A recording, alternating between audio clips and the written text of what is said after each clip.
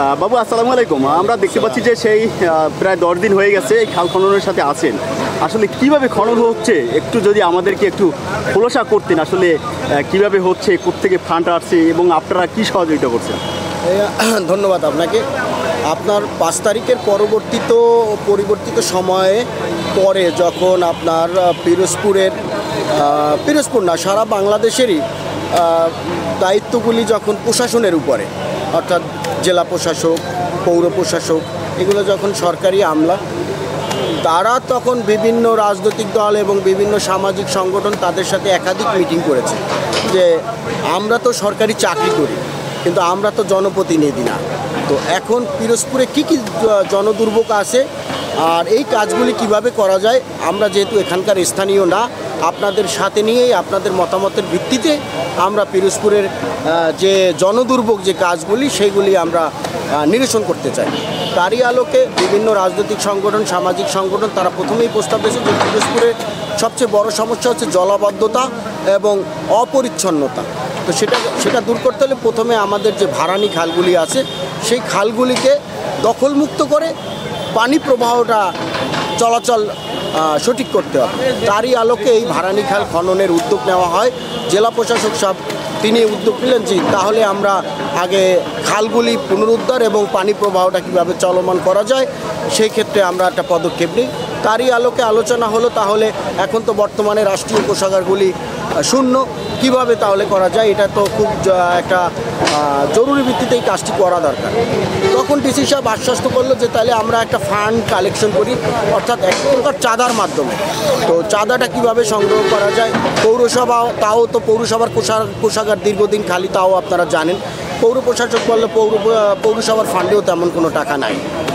তখন পৌর প্রশাসক বললো যে ফান্ড আছে তার থেকে 3-4 লাখ টাকা দেওয়া যাবে। ইউনো সাহেব বললো তাহলে আমি আমার ফান্ড থেকেও টিআরজিআর, কাবিখা, এই সমস্ত যে ফান্ডগুলি আছে ওখান থেকেও 2 লাখ টাকার মতো দেওয়া যাবে। তো এই হলো 6 লাখ টাকা।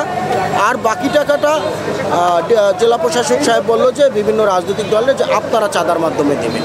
তো সেখানে আমরা প্রথমে যখন খালের কাজ স্টার্ট করি তখন আমাদের কাছে একদমই টাকা নাই। এই ভেকু ভাড়া আনতে অ্যাডভান্স 1 লাখ টাকা দেওয়া লাগে।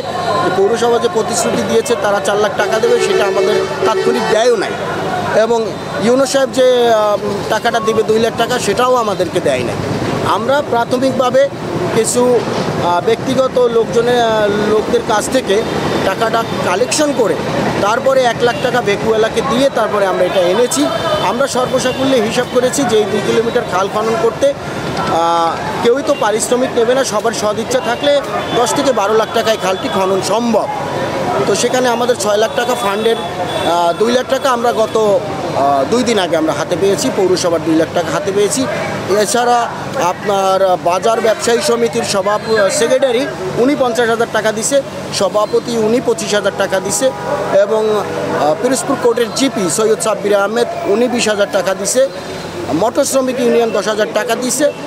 জেলা বিএনপির শীর্ষ নেতৃবৃন্দ বলেছে যে আমরা জেলা বিএনপির সব নেতৃবৃন্দ যে স্টেশনে নাই, আমরা একটা মিটিংয়ে বসে আমরা জেলা বিএনপি একটা ফান্ড দেব।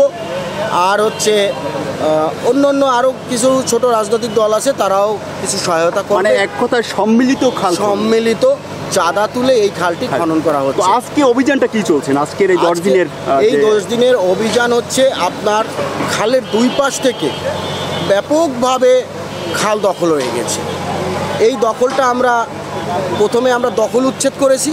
দখল উচ্ছেদ করার পরে তারপরে আমরা খাল খনন করেছি। আমরা যে খালের অ্যাকচুয়াল যে সীমানা, সেই সীমানা ধরে আমরা উচ্ছেদ করে খালটি পুনরায় খনন করেছি। আপনারা তা দেখতে পাচ্ছেন ইতিমধ্যেই দৃশ্যমান, এবং একটি সুন্দর পরিবেশ ইতিমধ্যেই ফুটে উঠেছে। কখনো কি আবার কি দখলবাজি হবে, সেদিকে আসলে আপনারা কিভাবে নিরসন? আমরা নিরসনের জন্য এবার আমরা আরও একটা উদ্যোগ হাতে নিয়েছি যে খাল রক্ষা এবং পরিবেশ দূষণ একটি কমিটি গঠন হবে। আর খাল খননের পরবর্তী সময়ে আমরা একটা মাইকিং করাবো যে খাল পুনরায় কেউ দখলের চেষ্টা করবেন না এবং কেউ ময়লা আবর্জনা খালে ফেলবেন না, তাহলে প্রশাসনের পক্ষ থেকে জরিমানা এবং আইনি ব্যবস্থা নেওয়া হবে। এরকম একটা উদ্যোগ আমাদের আছে। ইতিমধ্যে আপনারা দেখতে পেরেছেন যে এই জায়গাটা দীর্ঘদিন যাবৎ দখল ছিল।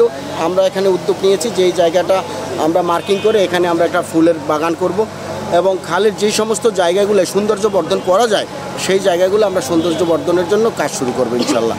খালটি যেন পরবর্তীতে আর কোনোভাবেই দখল নেয়। সবচেয়ে বড় কথা হচ্ছে যে এই খাল পিরোজপুরের যতগুলি ভাড়ানি খাল আছে এই খালগুলি খননের জন্য আজকে থেকে 3-4 বছর আগে আমার জানা মতে জলবায়ু প্রজেক্টের মাধ্যমে 30 কোটি টাকা বরাদ্দ হয়েছিল, কিন্তু দুর্ভাগ্যের বিষয় এই 30 কোটি টাকা লোপাট হয়ে গিয়েছে।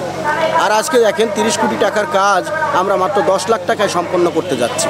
তো এই 30 কোটি টাকা যদি পরিবেশের জন্য আসলেই সঠিক ব্যবহার করা হতো তাহলে পিরোজপুরটা একটা উন্নত জেলার মতো ফুটে উঠত না। আমাদের দুর্ভাগ্য এই পিরোজপুরে আমরা যখনই যে নেতাই আসে না কেন তার প্রতিশ্রুতিগুলি থাকে শুধু লোক দেখানো।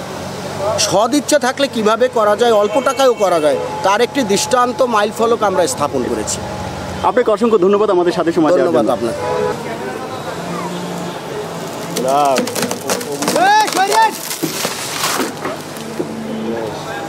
সময় লাগে না।